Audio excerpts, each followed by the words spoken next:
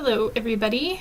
In today's video I'm going to be using InDesign and the document that Stephanie's laid out for us to show you a few different things. So first we're going to go through how to work with grids, guides, and margins. Second, we are going to be looking at how to place and manipulate visual content. So that'll be all of the drawings that you'll be placing in your portfolio. And then lastly, we are going to look at some of the alignment tools.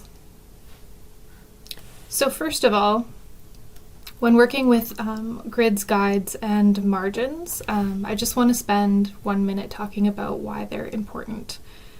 So they lend a sense of consistency across spreads. You can see with the layout that Stephanie's created here, each of the pages are slightly different, but they all adhere to the same grids and guides that she has laid out. So this gives a sense of visual cohesion through different spreads, and it also lets the viewer know what to expect when they turn the page. This can be pretty important when a potential employer is looking at your work because it lets them know that you have this kind of sense of visual reliability. And it always feels pretty comfortable to know about what they're going to be looking at on the next page. So if you ever want to change or create grids, guides, and margins, all of those options are under the Layout tab up here. So the first one that you're going to pull up is the margins and columns. And here you can change your margins. I have mine in inches right now. And this little sort of link basically just creates them all the same. So if you wanted maybe a larger margin on the bottom, you would have to click that so that when you change one of them, it changes independently of the other ones.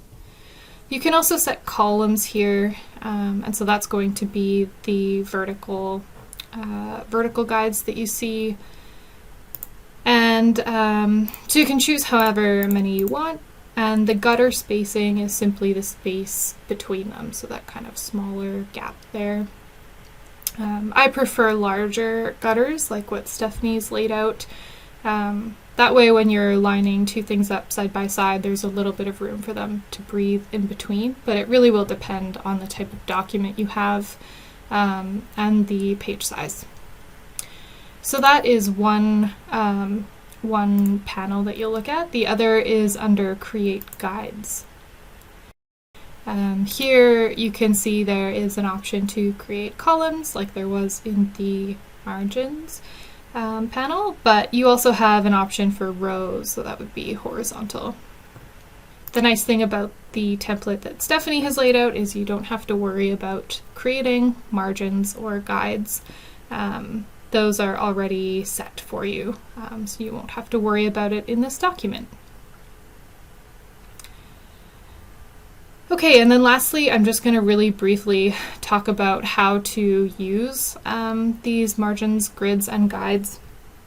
Again, not something you have to worry about so much because the document is laid out for you, but when you start to create your own layouts, basically, you would just use your grids and guides to align your content to create some visual consistency throughout the spreads. So here you can see this object is aligned to the margins, and if you scroll to the next page, these ones are as well. So that feels nice kind of visually. You have the same width across from one page to the next. And then these gutters are going to be consistent to the gutters that are laid out. So you always have kind of the same spacing between projects.